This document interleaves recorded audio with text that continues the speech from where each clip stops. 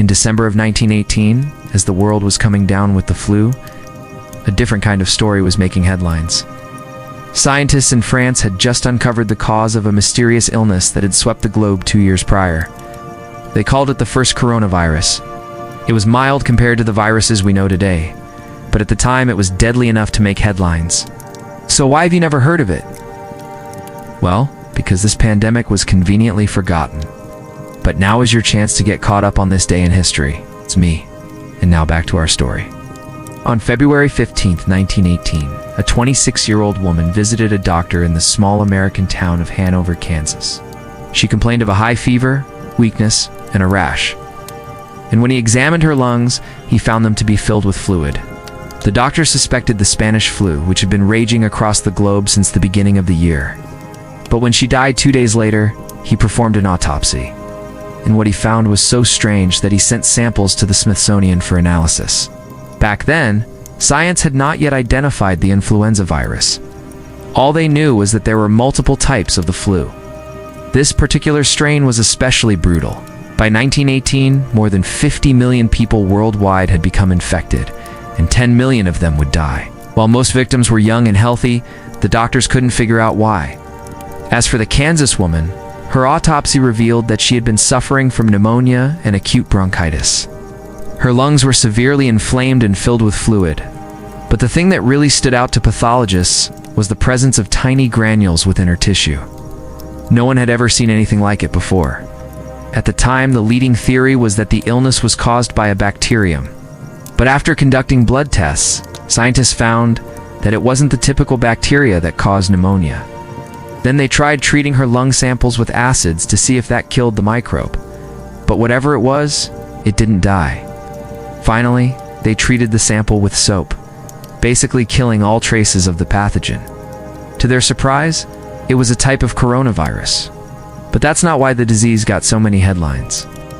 That happened a year later. In 1919, scientists tried to identify the virus. They grew samples on chicken embryos, which were incubated inside of fertile chicken eggs. And sure enough, the virus seemed to grow. It was only the second virus ever to be successfully cultured in this way. The first was the 1917 strain of the flu. Scientists at the time had no idea how viruses worked or what caused them, but they did know that germs caused illnesses. So they named the virus the first coronavirus, because it had a crown-like appearance under the microscope. And to this day, it's known as the 1889 coronavirus. But that's not why it made headlines. That happened when researchers injected a mouse with the virus. You see, mice are not immune to the flu. But when they injected this new coronavirus into a mouse, it became violently ill and died. That's how they knew it was transmissible. At the time, scientists believed that viruses could only infect the species they originated from. So the fact that this coronavirus could jump species was alarming. It didn't stop there.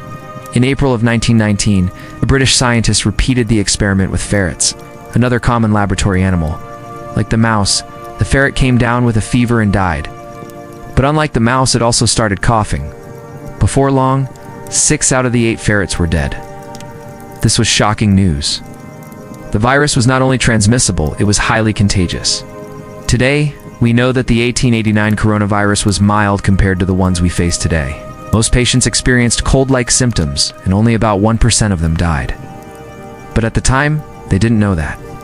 So in 1919, newspapers ran stories about the deadly new virus that had appeared out of nowhere and killed 8 out of 8 ferrets, and that's why the world forgot about it. As the 1920s progressed, scientists learned that the coronavirus only infected birds and other animals, so it posed little threat to humans. And as more deadly diseases emerged, the coronavirus faded into obscurity. By the 1930s, people had even stopped wearing masks in public. And by the time the 1940s rolled around, the 1889 coronavirus was nothing more than a footnote in scientific journals. Now, 100 years later, we're facing a brand new coronavirus. And while it's not the first one to emerge, it might be the first one that we actually have a chance of stopping. If you want to learn about the other ones that came before, stay tuned for more information. Thanks for watching. If you like this video, be sure to check out my others. I'll see you next time.